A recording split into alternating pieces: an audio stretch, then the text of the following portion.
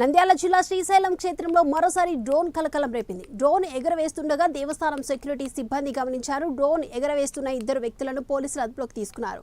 Drone ఎక్కడి నుంచి ఎగరవేశారు, ఎందుకు ఎగరవేశారు అనే కోణంలో కూడా దర్యాప్తు చేస్తున్నారు. ఇద్దరు వ్యక్తులు నెల్లూరు జిల్లాకు చెందిన వారిగా గుర్తించారు.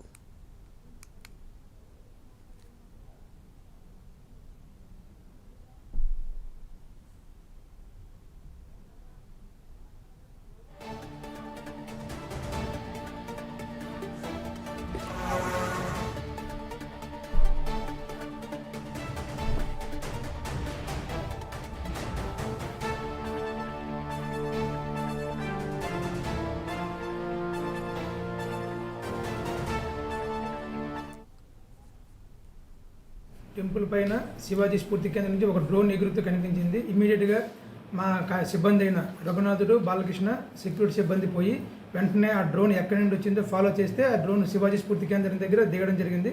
ఆ డ్రోన్ ఎగరవేసిన ఆపరేటర్లను కూడా గుర్తించడం జరిగింది. వారి పేరు నెల్లూరుకు చెందిన పవన్ను, శంకర్ బాబు అని తెలిసింది. దేవస్థానం సిఎస్ఓ గారు ఫిర్యాదు మేరకు కేసు నమోదు చేయబడుతుంది. మా ఆఫీసర్లు సంప్రదించి దీనిలో ముందుకెళ్ళడం జరుగుతుంది.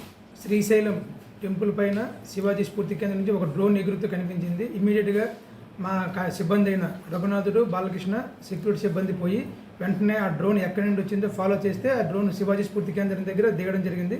ఆ డ్రోన్ ఎగరవేసిన ఆపరేటర్లను కూడా గుర్తించడం జరిగింది. వారి పేరు నెల్లూరుకు చెందిన పవన్ను, శంకర్ బాబు అని తెలిసింది. దేవస్థానం సిఎస్ఓ గారు ఫిర్యాదు మేరకు కేసు నమోదు చేయబడుతుంది. మా ఆఫీసర్లు సంప్రదించి దీనిలో ముందుకెళ్ళడం జరుగుతుంది.